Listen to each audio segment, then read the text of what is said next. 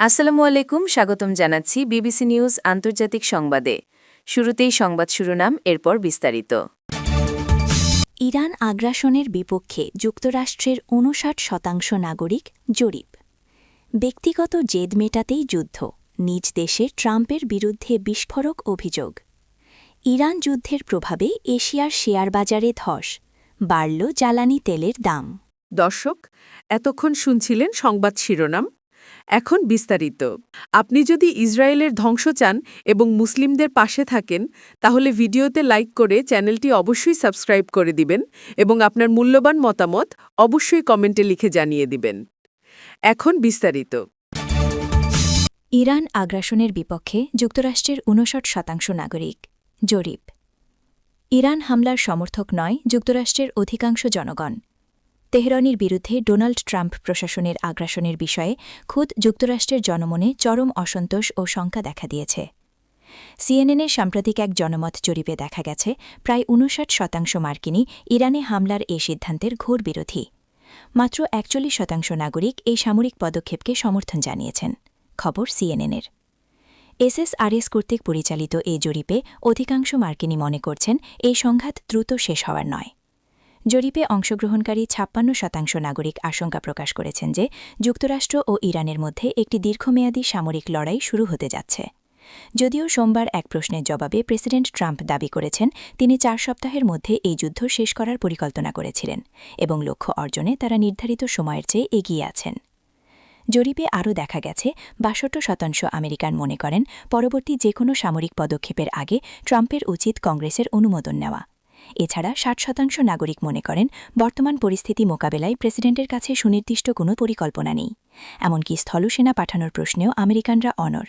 মাত্র ১২% নাগরিক ইরানে সেনা পাঠানোর পক্ষে মত দিয়েছেন। বিপরীতে ৬০%ই এর তীব্র বিরোধিতা করেছেন। ব্যক্তিগত জেদ মেটাতেই যুদ্ধ, নিজ দেশে ট্রাম্পের বিরুদ্ধে বিস্ফোরক অভিযোগ।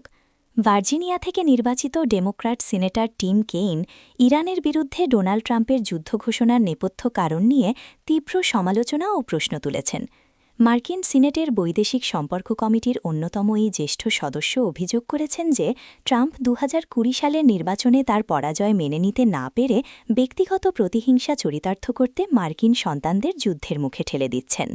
কেইন মার্কিন সংবাদ মাধ্যম জাস্ট দ্য নিউজের একটি প্রতিবেদনের সূত্র ধরে জানান, ট্রাম্প দাবি করছেন ইরান ২০২০ এবং ২০২৪ সালের নির্বাচনে তাকে পরাজিত করতে হস্তক্ষেপের চেষ্টা করেছিল, যা এই যুদ্ধের একটি বড় কারণ হিসেবে দেখানো হচ্ছে। সিনেটর কেইন রিপাবলিকান কংগ্রেস সদস্যদের ভূমিকা নিয়েও প্রশ্ন তুলেছেন। তিনি জানতে চান, রিপাবলিকানরা কি ট্রাম্পের এই ব্যক্তিগত উদ্দেশ্যপ্রণোদিত যুদ্ধকে বিনা প্রশ্নে সমর্থন দিয়ে যাবেন? এর আগে তিনি ইরানে স্থলপথ দিয়ে সেনা মোতায়েনের বিরুদ্ধেও কঠোর সতর্কতা জারি করেছিলেন। তিনি মনে করেন স্থল সেনা পাঠানো হলে ট্রাম্পের এই অপ্রয়োজনীয় এবং অবিবেচনাপ্রসূত যুদ্ধ পরিস্থিতিকে আরও ভয়াবহ করে তুলবে। ইরান যুদ্ধের প্রভাবে এশিয়ার শেয়ার বাজারে ধস। মধ্যপ্রাচ্যে ক্রমবর্ধমান উত্তেজনার জেরে এশিয়ার শেয়ার বাজারে বড় ধরনের ধস নেমেছে। মার্কিন প্রেসিডেন্ট ডোনাল্ড ট্রাম্প এবং ইরানি নেতাদের মধ্যে কৌশলগতভাবে গুরুত্বপূর্ণ হরমুজ প্রণালী নিয়ে পাল্টাপাল্টি হুমকি এবং ইসরায়েলি কর্তৃপক্ষের পক্ষ থেকে যুদ্ধ আরও কয়েক সপ্তাহ স্থায়ী হওয়ার ইঙ্গিত পাওয়ায় বিনিয়োগকারীদের মধ্যে চরম উদ্বেগ ছড়িয়ে পড়েছে। এই ভূ-রাজনৈতিক অস্থিরতার প্রভাবে বিশ্ববাজারে তেলের দাম হুহু করে বাড়লেও শেয়ার বাজারে দেখা দিয়েছে ব্যাপক পতন। এশীয় বাজারগুলোর মধ্যে সবচেয়ে বেশি ক্ষতিগ্রস্ত হয়েছে সিউল ও টোকিও। যুদ্ধের আগে এই দুই বাজার বেশ ভালো অবস্থানে থাকলেও বর্তমানে বিক্রির চাপে সিউলের সূচক ৬% এবং টোকিও ৫% পর্যন্ত পড়ে গেছে। এছাড়া হংকংয়ের বাজারে ৩% বেশি পতন দেখা গেছে এবং সাংহাই, তাইপেই ও ম্যানিলা ২% বেশি দর হারিয়েছে। সিডনি, সিঙ্গাপুর এবং ওয়েলিংটনও বড় ধরনের লোকসানের মুখে পড়েছে। মুদ্রা বাজারেও এর নেতিবাচক প্রভাব স্পষ্ট হয়ে উঠেছে। দক্ষিণ কোরীয় মুদ্রা ওনের মান ডলারের বিপরীতে ১৫১০-এ নেমে এসেছে, যা ২০০৯ সালের পর সর্বনিম্ন। বাড়ল জ্বালানি তেলের দাম। ইরানকে হরমুজ প্রণালী খুলে দিতে ৪৮ ঘণ্টার সময়সীমা বেঁধে দিয়েছেন মার্কিন প্রেসিডেন্ট ডোনাল্ড ট্রাম্প। একই সময়ে চলমান সামরিক অভিযান অব্যাহত রাখার ঘোষণা দিয়েছে ইসরায়েল। এ দুই ঘটনার প্রভাবে বিশ্ববাজারে জ্বালানি তেলের দাম ঊর্ধ্বমুখী হয়েছে। ব্রিটিশ সংবাদ মাধ্যম দ্য গার্ডিয়ানের এক প্রতিবেদনে বলা হয়েছে, নির্ধারিত সময়ের মধ্যে প্রণালী চালু না করা হলে ইরানের জ্বালানি অবকাঠামোর উপর হামলার হুঁশিয়ারি দিয়েছেন ট্রাম্প।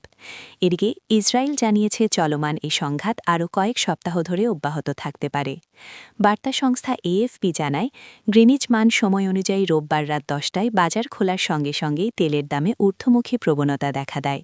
মার্কিন অপরিশোধিত তেল ওয়েস্ট টেক্সাস ইন্টারমিডিয়েটের WTI এর মে মাসের ডেলিভারি মূল্য প্রায় 1.8% বেড়ে ব্যারেল প্রতি $100 সীমা অতিক্রম করে। তবে কিছুক্ষণ পর দাম কিছুটা কমে আসে। একই সময় নর্থ সি ব্র্যান্ড ক্রুডের মে মাসের ডেলিভারি মূল্য বৃদ্ধি পায় এবং ব্যারেল প্রতি $113.44 পৌঁছে। যদিও লেনদেন শুরু হওয়ার প্রায় 45 মিনিট পর তা সামান্য কমে $111 কাছাকাছি স্থির হয়।